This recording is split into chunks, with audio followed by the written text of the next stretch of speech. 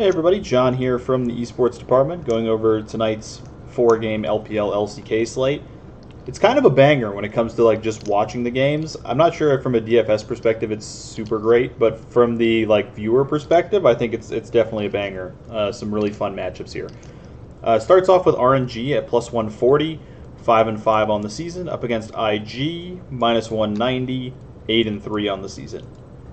Against winning teams, IG's 2-3, RNG's 2-4. So both teams have been capable of beating other good teams. But RNG, as of lately, has been in a bit of a funk. If you look at the gold per minute, it's 1764 for RNG, 1825 for IG. So a big advantage for IG there.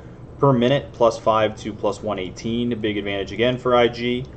First blood, first turret. RNG does get more first bloods. When you come down to the dragons, it's 57 to 49, and at 15 minutes, 656 to 273. So advantages pretty much across the board for IG. And I would say, as far as trajectory of their seasons, IG is definitely on the uptrend trajectory for their season, and RNG is definitely on the downtrend trajectory for their season.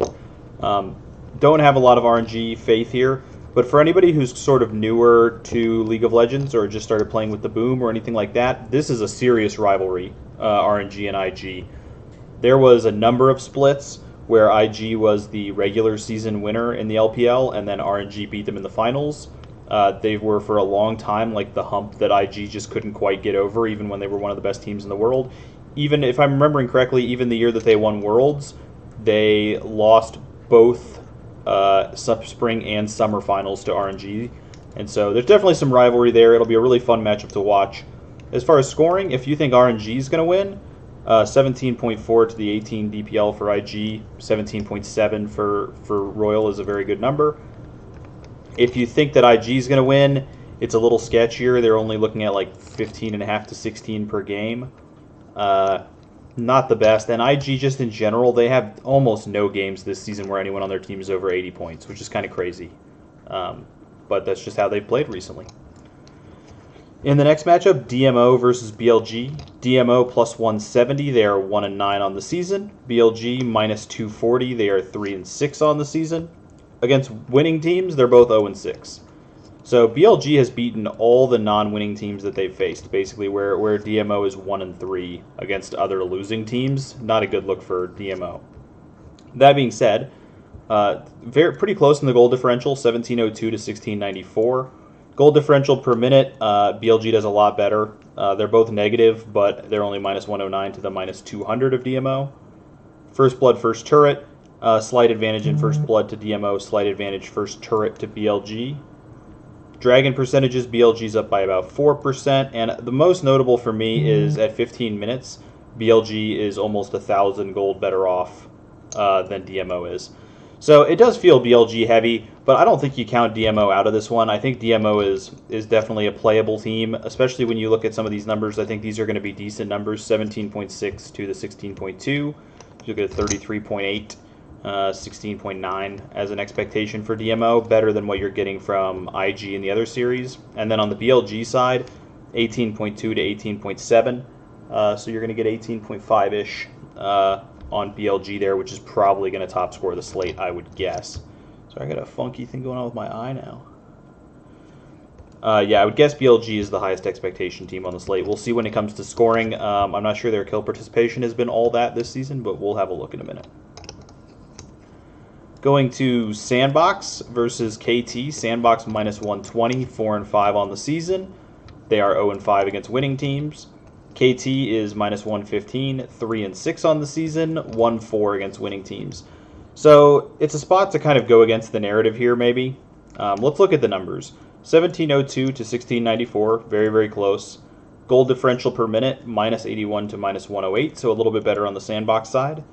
First blood, first turret, more first blood for KT, more first turrets for Sandbox. Dragon percentages 46 to 40, a little bit of an advantage for Sandbox. And at 15 minutes, minus 839 to minus 53, so the advantage switches over to KT for that one. So these are two teams that are clearly really close. A lot of their stats are very aligned. KT has done better overall against the winning teams, where Sandbox has done better against losing teams. They've lost to all of their winning opponents, where KT managed to pick up a win against one, but KT has lost 2 games against losing teams, where Sandbox has not lost any. I do think this is a decent spot. I think KT has shown that they're going to at least like attempt a season here, and this is probably the best team that Sandbox will have faced as far as like the teams that they've beaten. The other 4 teams they've beaten, I think, are all worse than KT. So KT is their toughest matchup that they haven't already lost, and I think you have a reasonable shot here with KT. Obviously, the odds are telling you that as well, but KT feels like they have a very solid shot here to me. They feel like an underdog that people might be less likely to be on because Sandbox is, there's so much narrative with them right now. 4 wins in a row, the Yamato cannon stuff. KT feels very playable to me in this spot. Going to the last matchup, another true banger. GENG at even money. They're 7-2 on the season, 2-2 against winning teams. Up against T1 minus 140, 6-3 on the season, 2-2 against winning teams. So this is a banger because GENG has just looked better than T1, and this is not the first time that that's happened. But T1 just always beats them, and that's what makes this such a banger. GENG should be the favorites. They should have been the favorites last split. They just have trouble beating T1. And so this is going to be a really fun one to watch. The metrics are going to go in favor of GENG. It's 1870 to 1857, plus 183 to plus 157. Advantages in both First Blood and First Turret, a 17% Dragon Edge, and over 400 gold differential at 15 Edge. So everything pointing to GENG. One thing I will say about these teams, though, is I don't think this is a super fantasy-friendly matchup. In the past, when these guys have played, for the most part, it's been pretty low scoring. And I know GENG is the darling this season when it comes to scoring, but I don't know that this is the one where I target them. Even though I'm starting to come around on targeting them more often, I'm not sure this is the one where I would go there. How cheap are they priced on DraftKings? That's going to be like a pretty important factor, I think, in whether or not I would consider playing them on this slate. 5,400 for Rascal is pretty cheap. Sorry, I got to get all these zeros out of here that I forgot to remove. Clit at 58. Yeah, they're just so cheap. So cheap. BDD 6,800, so even under 7,000 for BDD, who's having a great season.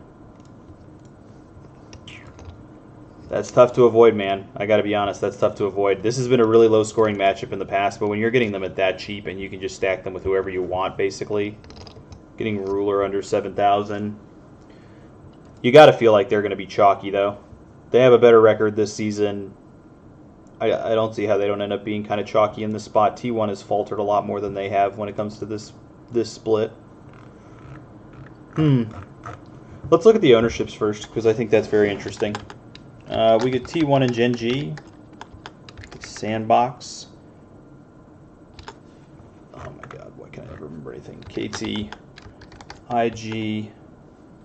Playing against RNG, and DMO playing against BLG. Lowest owned team on the slate.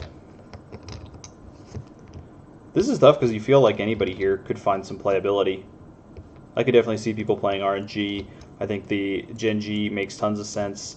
I think KT and Sandbox are pretty close. I'm guessing you got to go with DMO as the lowest owned team on the slate. And even DMO feels like they're completely live as far as I'm concerned. The next lowest team, could it be KT? Is it going to be RNG? They haven't done too hot lately, but people love playing against IG. I can't imagine it's either one of those teams. T1 honestly might end up being really, really low owned. I think I'm going to put KT here. But I actually think T1 might end up being the next lowest owned. How expensive is T1? 74 for Faker, 76 for Teddy. So you're basically going to pay the same price for T1 as you are for IG, which I just can't imagine people are going to take T1. I think T1's going to be all the way down here. And then probably RNG after that. Then we probably get to the point, this could be Sandbox. And then I think you're going to see GENG very highly owned. IG and BLG is a little up in the air. Probably BLG at the top. I'm going to go with this. This is a bit of a bold prediction, but I think people are going to go hard against T1. I don't see much reason to play T1 on this slate. I think people will avoid them. I think GENG makes too much sense, and they're too cheap. You can pair them with IG or BLG or Sandbox if you wanted, and just get so much value out of that I just don't see why people are going to mess with T1. So I'm gonna go with that as official ownership expectations there, and I think that's reasonable. Going now to possible cash game lineups. Sorry if you can hear my dogs in the background. I don't know if you can. They're in the backyard at the moment, but possible cash lineups. So I don't really want to mess with the Sandbox matchup, and I don't really want to mess with the T1 GENG matchup, to be honest with you. I think I just want to stay in the LPL and try to go BLG IG.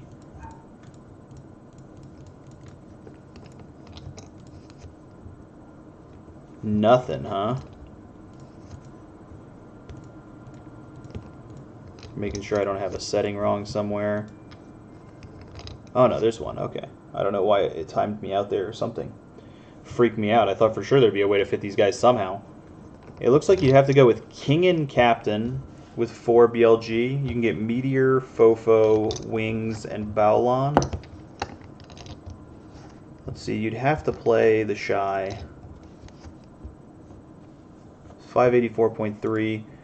You could switch. Could you switch to Zinmo Rookie? Is that a thing?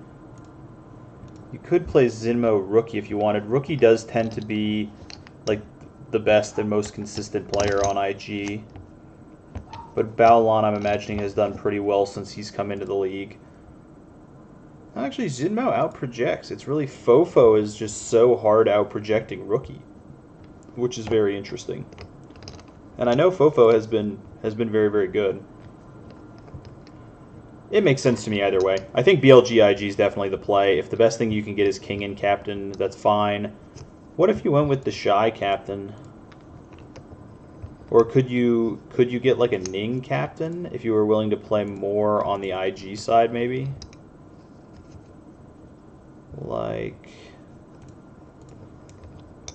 what if you dropped down and you took him, you took Puff, and you took Baolon? Not going to be enough there. Meteor is more expensive than Ning, so that doesn't do anything for you. So yeah, I guess I mean, BLG does project better anyway, so you probably just go with the King and Captain for BLG. The only question for me is if you want to go with the Fofo Baolon or if you want to go with the Rookie and Zinmo. I think this one's fine. This makes a lot of sense to me for cash. Looking at the winning team projections real quick, let's have a look. Or the favorites projections.